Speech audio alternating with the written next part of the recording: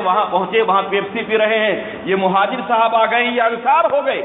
ہجرت کے معنی یہ ہے اپنے گھر بار کو اس لیے چھوڑ دینا کہ وہاں دین پر چلنا مشکل ہے، دین پر چلنا مشکل ہے، لوگ تنگ کر رہے ہیں، اس لیے گھر بار کو چھوڑ دیا، ایسی جگہ چلے گئے جہاں دین پر چلنا آسان ہو، اس کا نام ہے ہجرت۔ پھر وہاں جانے پر ان لوگوں نے گھر دے دیا، زمین دے دی، مال دے دیا، سارا انتظام کر دیا، اس کا نام ہے نصرت۔ اس ہجرت اور نصرت کو لا کے یہاں بیٹھیا، پورا حملہ جہاد کے اوپر، یہ سازش کے سوا کچھ اور نہیں۔ ممکن ہے بعض لوگ غلط فہمی کی بنیاد پر شکار ہو گئے ہوں، لیکن بہت سے ایسے ہوں گے جنہوں نے جان بوجھ کے اس میں ہاتھ لگایا ہوگا۔ یہ وقت ہے 1927 کا، جب یہاں انگریز تھا، 1947 میں وہ یہاں سے گیا ہے، اس وقت جمعیت الاسلام قائم ہوئی اور مسلم لیگ قائم ہوئی، اور اسی وقت یہ تبلیغی جماعت کی تحریک قائم ہوئی۔ ممکن ہے بعض لوگ غلط فہمی میں رہے ہوں، لیکن کچھ نہ کچھ لوگ پیچھے لگ گئے۔ ہم کہتے جہاد ہی کے اوپر حملہ آپ نے کیوں کیا؟ آپ کو تو چاہیے تھا کہ ذکر و اذکار کی باتیں لے لیتے، نماز والی باتیں لے لیتے، روزہ والی باتیں لے لیتے، کہ بھائی جو نماز کے لیے بلائے گا اس کو بھی ثواب ملے گا، جو روزہ کے لیے بلائے گا اس کو بھی ثواب ملے گا، جو زکوٰۃ کے لیے بلائے گا اس کو بھی ثواب ملے گا، جو حج کے لیے بلائے گا اس کو بھی ثواب ملے گا، الدال علی الخیر کفاعلہ، رہنمائی کرنے والے کو بھی ثواب ملتا ہے۔ جہاد والے میں کیوں چلے گئے آپ؟ وہ تو نمبر بعد کا ہے، پہلے نماز ہے، پھر روزہ ہے، پھر زکوٰۃ ہے، پھر حج ہے، اس میں حملہ کرنے کی کیا ضرورت تھی؟ تو میرے دوستوں، میرے عزیزوں، یہ صرف چند باتیں، یہ تو صرف چند باتیں ہیں۔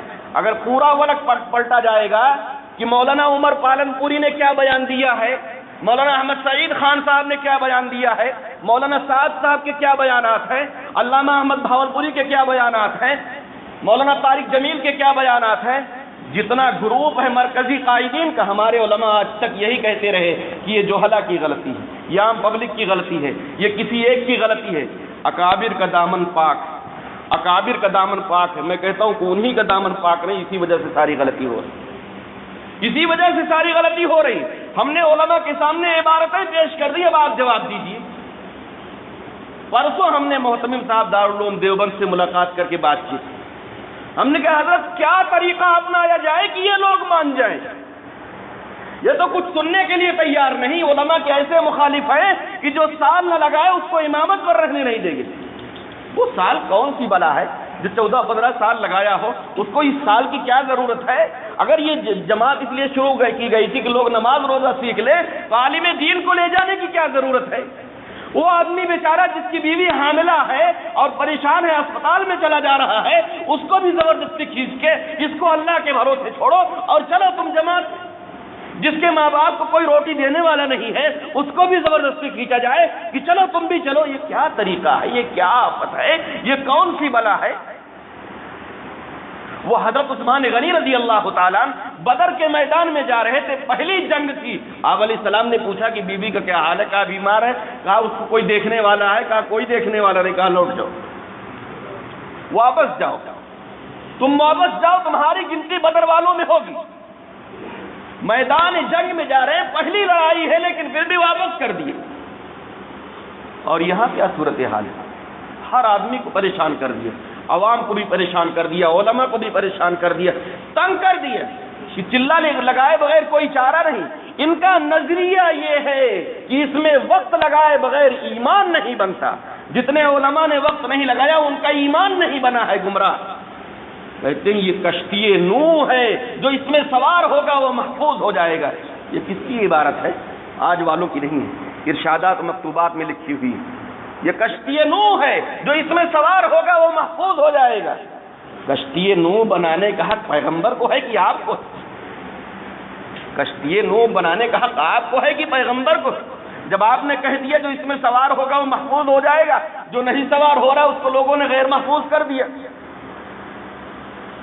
بہت عجیب عجیب باتیں ہیں۔ محتمم صاحب سے بات چیت ہوئی، میں نے کہا حضرت کیسے روکا جائے، کیسے سمجھایا جائے؟ آپ سے پوچھتا ہوں کہ اگر آپ روزہ رکھیں عصر کی نماز تک، صبح سے روزہ رکھا آپ نے، عصر کے وقت کھا لیا، آپ کا روزہ صحیح ہوگا؟ کیوں؟ تھوڑا سا گھٹا دیا آپ نے۔ اور مغرب تک روزہ رکھے تو بھی غلطی، گھٹانا بھی غلطی، بڑھانا بھی غلطی۔ اسی کا نام افراط و تفریط ہے، اسی کا نام بدعت و الحاد ہے۔ نہ کمی کی اجازت ہے، نہ کم کرنے کی اجازت ہے، نہ بڑھانے کی اجازت ہے۔ اسلام حدود کا نام ہے، اعتدال کا نام ہے، درمیانی راہ کا نام ہے۔ اگر آپ کام کر رہے تھے، آپ صحیح راہ پر چلتے ہیں، صحیح بات کہتے ہیں، ہمیں کوئی اشکال نہ ہوتا، ہمیں کوئی اعتراض نہ ہوتا، لیکن اس کو اتنا بڑھایا اتنا بڑھایا اتنا بڑھایا کہ ساری عبادتوں کے اوپر کر دیا۔ مولانا الیاس رحمۃ اللہ علیہ نے یہاں تک لکھ دیا کہ اللہ کی رحمت اگر متوجہ ہو سکتی ہے تو اسی کام کے ذریعے ہو سکتی ہے۔ یہ مکتوب میں اور اللہ کا غضب میں دیکھ رہا ہوں کہ اتر رہا ہے، اللہ کا غضب میں دیکھ رہا ہوں کہ اللہ کا غضب اتر رہا ہے۔ شاید کوئی مولانا الیاس رحمۃ اللہ علیہ کا نام لے کے بیان نہ کرے، میں ان کو گالی نہیں دے رہا ہوں، لیکن جو ان کی بات شریعت کے خلاف ہے ہمیں برداشت ہے۔ میں بھی رحمۃ اللہ علیہ کہہ رہا ہوں، لکھتے ہیں کہ اس آگ کا پانی اس تحریک کے سوا کچھ نہیں۔ اللہ کی طرف سے جو آگ، جو غضب آنے والا ہے، اس آگ کا پانی اس تحریک کے سوا کچھ نہیں۔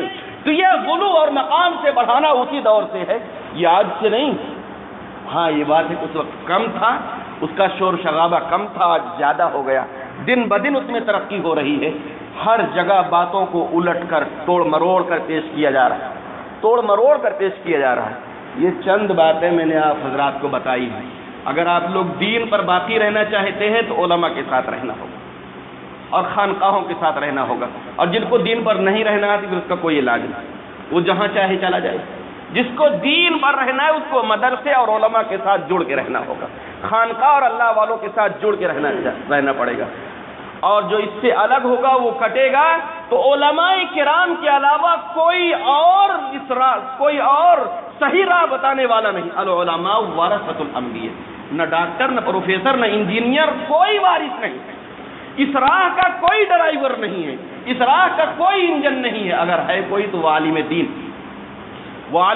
ہے۔ انما یخشی اللہ من عبادہ العلماء، اور عالم دین وہ عالم ہے جو اللہ سے ڈرے، یعنی عالم بھی ہو، متقی بھی ہو، عالم بھی ہو، باعمل بھی ہو، عالم بھی ہو، بد نظری سے بچتا بھی ہو، عالم بھی ہو، چوری سے بچتا بھی ہو، عالم بھی ہو، جھوٹ سے بچتا بھی ہو، عالم بھی ہو، دھوکہ سے بچتا بھی ہو، عالم بھی ہو، جانکار بھی ہو، صحیح باتوں پر عمل بھی کرے، اپنے علم کے موافق عمل بھی کرے۔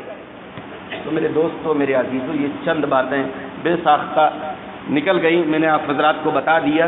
میں آپ لوگوں سے تو یہ کہنے کے لیے نہیں آیا تھا، لیکن بس بات آ گئی، میں نے بات کہہ دی۔ میں علماء کرام سے براہ راست مل کے بات کر رہا ہوں، ان کو کتابیں وہ دکھا رہا ہوں جن کتابوں میں سب لکھا ہوا۔ وہ کہہ رہے ہیں کہ ہمیں تو کچھ خبر ہی نہیں، ہم نے تو اس کو دیکھا ہی نہیں کبھی، ہمیں پتہ ہی نہیں تھا کہ یہ سب اس کے اندر ہے۔ غفلت میں، محبت میں، عقیدت میں کوئی کام چل پڑا تو چل پڑا، اس کے فائدے پر میں آپ کو ایک بات بتا دوں، اس کے فائدے گنوائے جا رہے ہیں۔ فائدوں میں فرق ہوتا ہے۔ رسول اللہ صلی اللہ علیہ وسلم نے ارشاد فرمایا کہ عالم دین کی مثال سارے ستاروں کے بیچ میں ایسی ہے، ستارے انگنت ہیں، ستاروں کو کوئی گن نہیں سکتا، لیکن عالم دین کی مثال اس میں ایسی ہے جیسے 14ویں کا چاند۔ سارے ستارے مل کر راستہ نہیں دکھا سکتے ہیں رات کو، لیکن ایک 14ویں کا چاند اکیلے راستہ بتا دیتا ہے، رات میں وہ پوری دنیا کو اجالا کر دیتا ہے، لوگ اس میں چلتے ہیں۔ تو عالم دین کا جو فائدہ ہے، عالم دین نے ایک عالم کو تیار کیا، وہ ان کروڑوں اربوں خربوں جماعتی لوگوں سے بہتر ہے۔ اللہ کے یہاں گنتی نہیں ہوگی، تولا جائے گا، عمل کو اللہ کے یہاں وزن کیا جائے گا۔ گنتی رسول اللہ صلی اللہ علیہ وسلم کی عمر شریف 63 برس کی ہے۔ اگر گنتی شروع ہوئی، کوئی کہے گا کہ میں تو 100 برس کا ہوں، میرا رکوع سجدہ زیادہ ہو گیا، لیکن کروڑوں اربوں خربوں سجدے ایک طرف اور نبی کا ایک سجدہ ایک طرف۔ اللہ کے یہاں وزن ہوگا، ایک طرف 5 کروڑ بھوسا رکھ دیجئے، ایک طرف 10 کلو کا بٹخرا رکھ دیجئے۔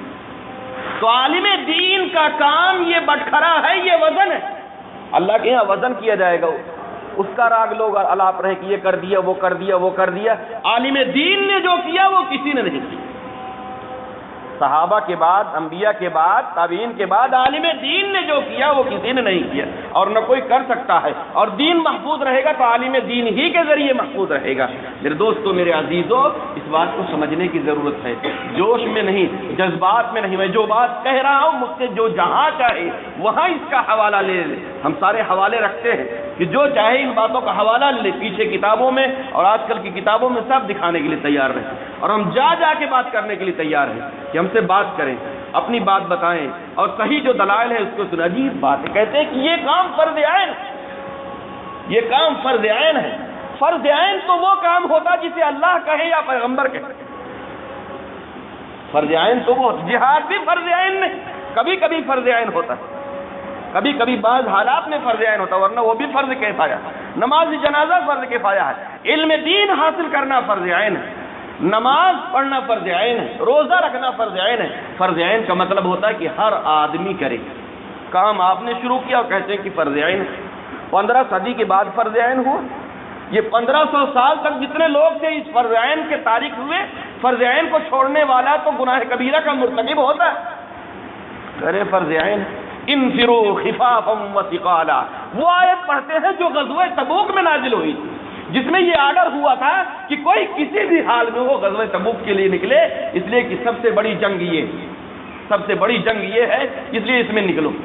اس کو یہاں لا کے فٹ کرتے، جنگ کرنے جا رہے، جا کے مچھردانی میں سوئیں گے، پیپسی کو کولا پیئیں گے، بڑھیا کھائیں گے، اور وہاں نہیں جائیں گے جہاں کھانے کا اچھا انتظام نہ ہو، اور کہتے ہیں یہ جنگ ہے۔ نعوذ باللہ من ذالک۔ اللہ تعالی ہم سب کو سمجھ نصیب فرمائے اور سنت و شریعت پر چلنے کی توفیق عطا فرمائے، صحیح فہم نصیب فرمائے، اور دین حق پر، دین اسلام پر برقرار رکھے۔